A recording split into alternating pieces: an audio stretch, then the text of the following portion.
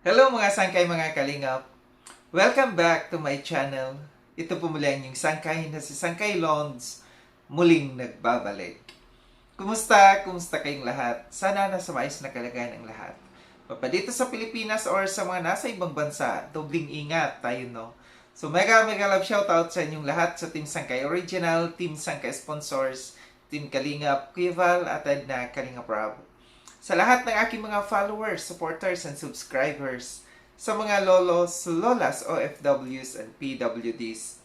Mega love shoutout sa inyong lahat and of course, I love you all. Ayan.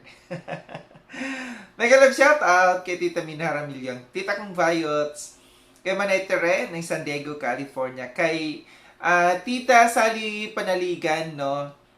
Mega love shoutout sa inyong lahat. And also sa aking mga kasamahan na sa Kalingap Watchers, nandiyan dyan si Nababi TV 143, Brenda Garcia, Maricel Arevalo, Ching Budayaw, 12 Midnight Vlog, Rhea Mix Vlog, Edgar Elia, Irene Miguel Passion, Twins Vlog, Kabebing Beshi Channel, Lovely Rose Kimura, Quintana nga pala, Simpleng Buhay Vlog, Trico Vlogs, Anarita Reyes TV, Esther Mores, Beth Bishop, Edna Taitus, and Bobby Barreto. And also sa mga grupo ng bawat love teams no na sumusuporta sa akin. Ganun din po sa aking mga kasama no ng mga Kalingap reactors. And of course sa inyo na mga viewers no supporters na patuloy na sumusuporta at nagmamahal kay Sangkay. Mega love shout out.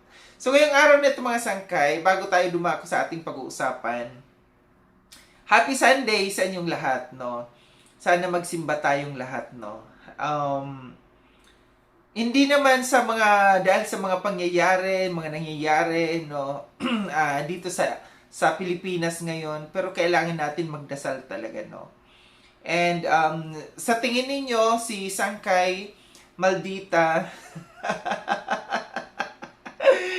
tingin niyo lang si Sangkay Maldita talaga, pero sa totoo lang, sa totoong buhay, ako ay nagsisimba talaga every Sunday, no?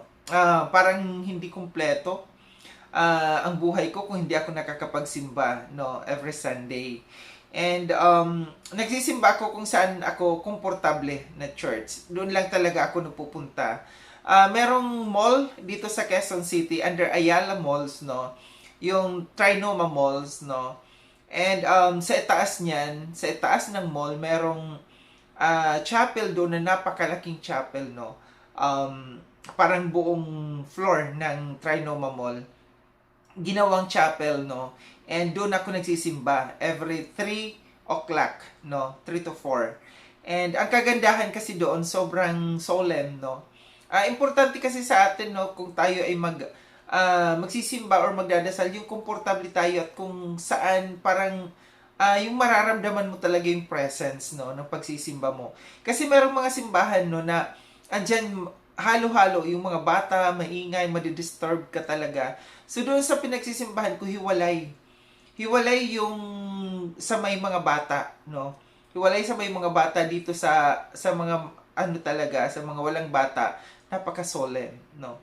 Kung naalala niyo kung may nakapunta na doon sa SM Mega Mall, ganun din sa SM Mega Mall, may ganun ding chapel, no? So, ang lahat ay magsimba. Ito yung paalala ko lamang, no?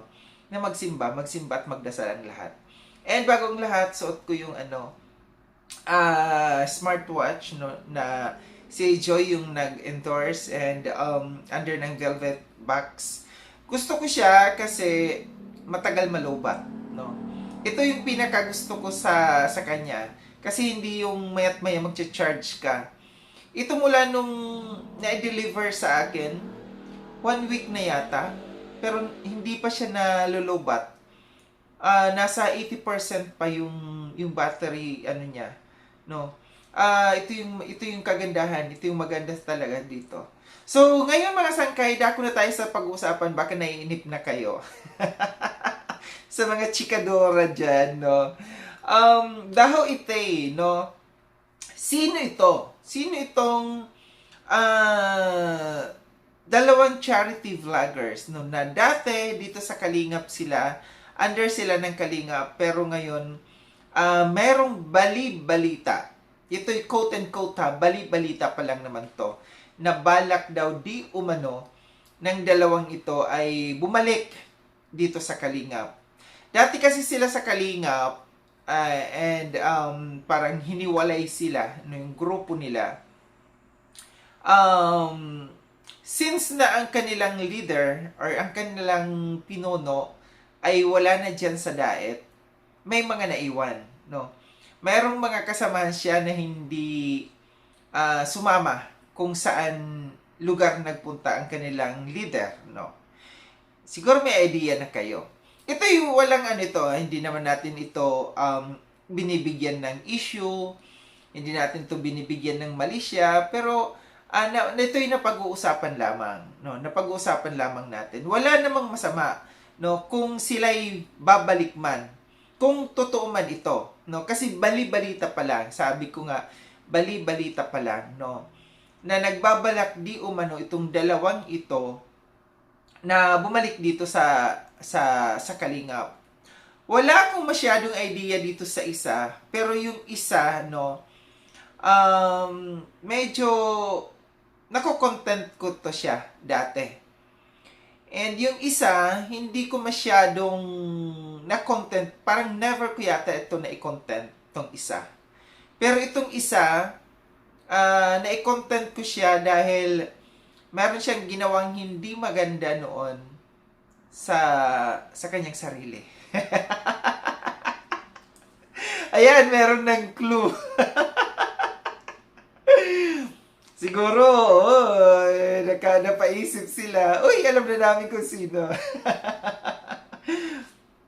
Pansin ko kasi itong isa na naiko-content ko, yung medyo kilala ko, no.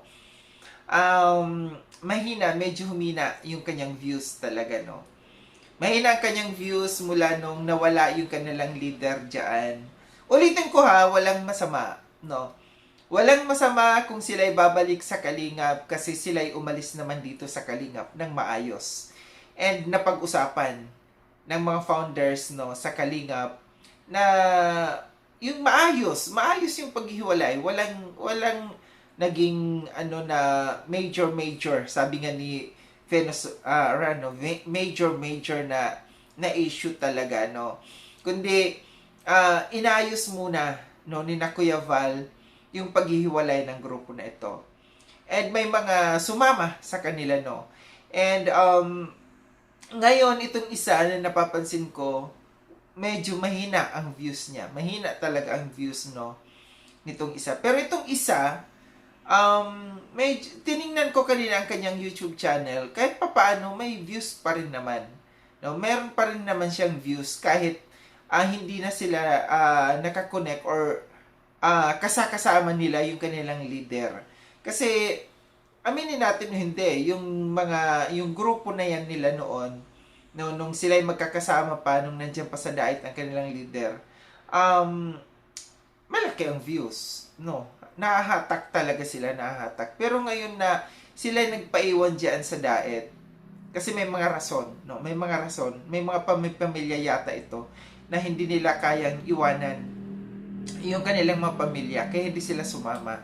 So siguro kaya napaisip sila na balik na lang tayo sa Kalingap, which is good din naman, no. Wala namang masama kung sila'y babalik, basta ang lang dito, sumunod sa rules, no, kagaya ng ginagawa nila dati, sumunod sa rules and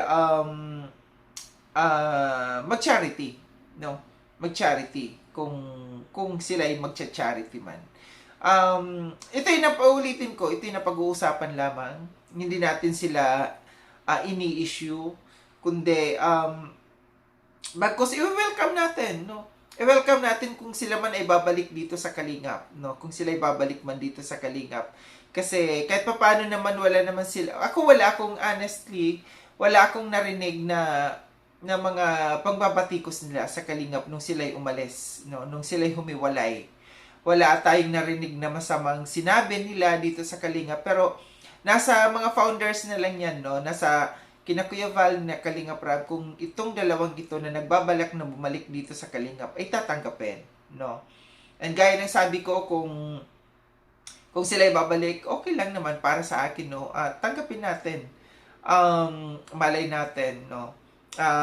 Tayo'y makatulong ulit dito sa kanilang mga YouTube channel, no, na mabuhay muli. Yung isa lang naman, kasi itong isa kahit papaano, nagcha-charity itong isa eh.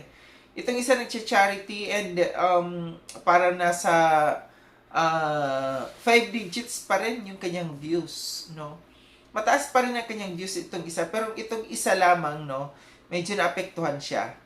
Well, kasi ang ano kasi dito sa isa, no, parang ang problema lang dito sa isa na medyo bumabang kanyang views kasi nasanay siguro na sama-sama lamang, no? Laging nakasama-sama, walang charity works masyado na ginagawa. Ito yung nagiging problema sa mga ano, no, sa mga charity vloggers na nasasanay yung sama-sama lamang, sa mga BTS. Tapos pagdating ng araw na sila'y may detach, maalis, no, hindi na sila makasama doon sa kanilang mga leaders, no, bumabagsak ang channel. Ito'y paalala din, no, ito'y paalala din sa mga ano, sa mga K-boys, no, na nandiyan nakadikit, no, sa kay Kalinga Prab or kahit sa kay Kuya Val, kung sino man dyan na nandiyan sa diet laging nakadikit, no, na walang charity works na ginagawa, puro bulong, BTS, ano pa, kung ano-ano pang mga ginagawa, no, na once na kayo maalis, madetach, maalis diyan, mahiwalay kayo, tandaan po ninyo, no, na ang YouTube channel niyo ay babagsak. Kagaya dito sa isa, no, sa isa na nagbabalak dito na bumalik dito sa Kalingap, medyo nakukompromise talaga ang kanilang YouTube channel. So ito lang aking reaction, ito lang aking chika. Chika ngayong araw na ito, no, na walang masama. Ayan, sabi ko, walang masama kung sila babalik dito sa Kalingap. Kung tutuloy nilang bumalik dito sa Kalingap, no, dahil nasa kina Kuya Val na rin yan kung sila'y pababalikin or hindi dito sa loob ng Kalingap. Muli, maraming salamat mga sangkay, no, sa panonood. Sa mga hindi pa nakapag-subscribe kay Sangkay Lons, subscribe niyo na po ako. Click yung notification bell para updated kayo sa lahat ng mga videos na aking gagawin. Like and share itong video na ito mga sangkay. Kita-kits tayo ulit sa susunod na video na aking gagawin. Ingat kayo sa dako ng mundo man kayo naroroon. Paalam na mga sangkay, mga kalingap, paalam.